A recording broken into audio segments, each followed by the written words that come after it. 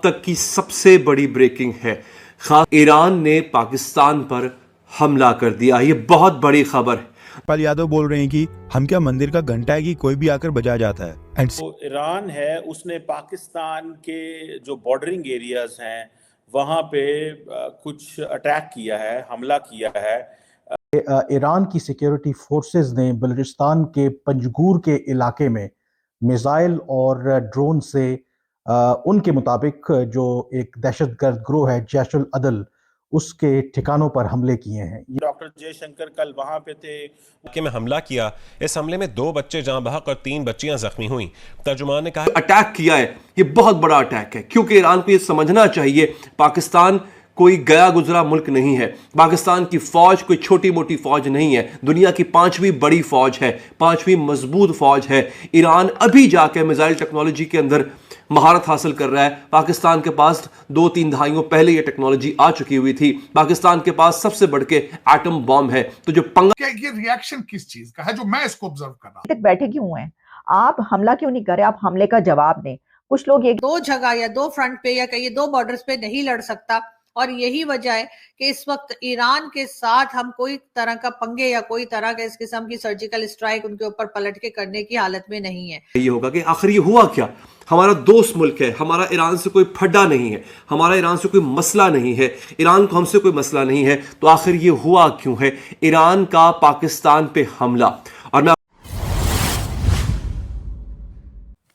जय हिंद दोस्तों, एक खबर आई है कि पाकिस्तान पर हमला हुआ है। वो किसी ने नहीं की, वो ईरान ने करा है। रात को खबर आई थी 2 बजे या 3 बजे कि रात को ही ईरान ने पाकिस्तान पर हमला करा था।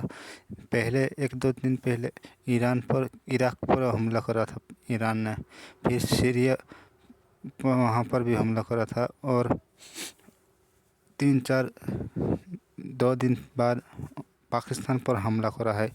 एक कहना है कि ईरान का कि वहाँ पर ईरान पर हमला करने वाले मिलिटेंट आतंकवादी थे, इसलिए ईरान ने रॉकेट और मिसाइल और ड्रोन से हमला करा था। पाकिस्तान की पुरानी आदत है कि वो आतंकवादियों को पालता है अपने यहाँ, इसलिए ईरान पर भी हमला करते थे पाकिस्तानी ही आतंकवादी। इसलिए ईरान ने पाकिस्तान पर हमला करा है। पाकिस्तानी ये मान ही नहीं रहे हैं कि हम पर भी हमला हो सकता है। और तो कहते हैं कि हम तो इस्लामिक देश है, ईरान भी इस्लामिक देश है, हम भाई भाई हुए, ब्रदर मुल्क हुए। ईरान ने कहा है हम कोई भाई नहीं है। ज़बरदस्त अटैक करा है बलूचिस्तान प्रोविंस में।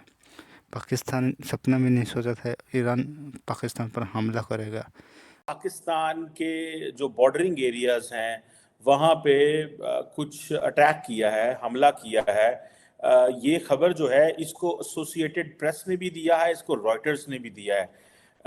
जो कि जारी बात है, एसोसिएटेड प्रेस हो या रॉयटर्स हो, बड़े क्रेडिबल न्यूज़ एजेंसीज हैं। और वो कहते हैं कि जो मिलिटेंट ग्रुप जैश उल अदल जो था उसको टारगेट किया गया है। बहुत सारे लोगों का कहना यह है कि उन्होंने जो खबर है उसको बाद में अपने जो स्टेट की जो वेबसाइट है उससे रिमूव कर दिया है।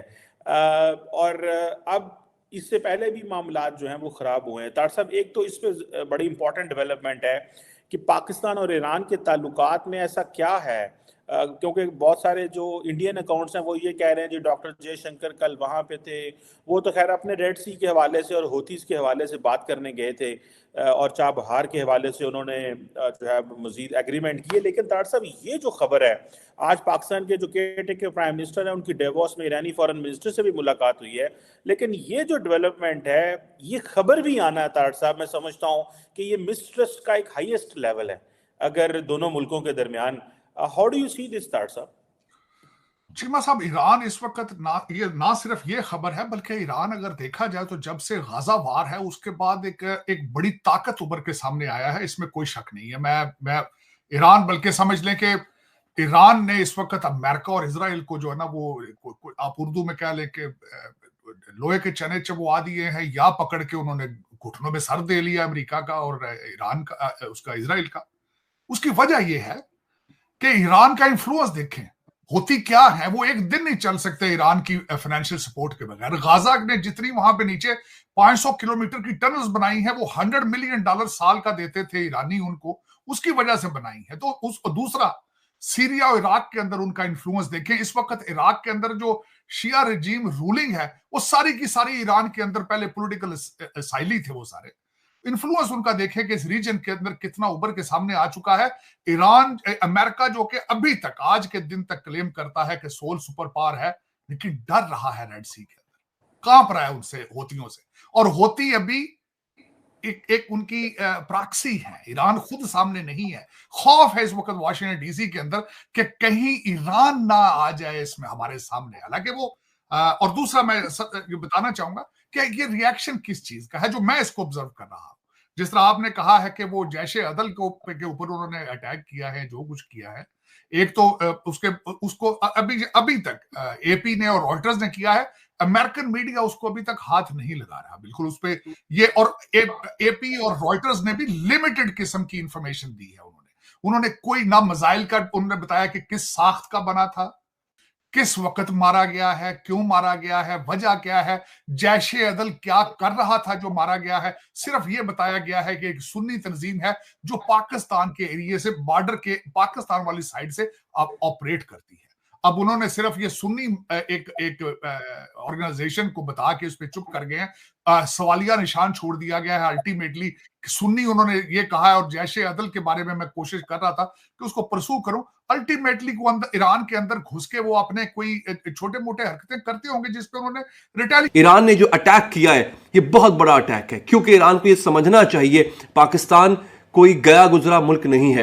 पाकिस्तान की फौज कोई छोटी मोटी फौज नहीं है, दुनिया की 5वीं बड़ी फौज है, 5वीं मजबूत फौज है। ईरान अभी जाके मिसाइल टेक्नोलॉजी के अंदर महारत हासिल कर रहा है। पाकिस्तान के पास 2-3 दहाइयों पहले ये टेक्नोलॉजी आ चुकी हुई थी। पाकिस्तान के पास सबसे बढ़ के एटम बॉम्ब है। तो जो पंगा लिया गया है पाकिस्तान से, ये बहुत गलत लिया है। खैर, ये तो बींगा पाकिस्तानी मेरे जज्बात है, मेरा काम खबर देना। मैं आपको खबर सबसे पहले दे देता हूं। दोस्तों, हुआ क्या है, इस न्यूज को सबसे पहले ईरान का जो ऑफिशियल मीडिया है, यानी जो उनका सरकारी मीडिया है, उस पर नशर किया गया, इसको लगाया गया।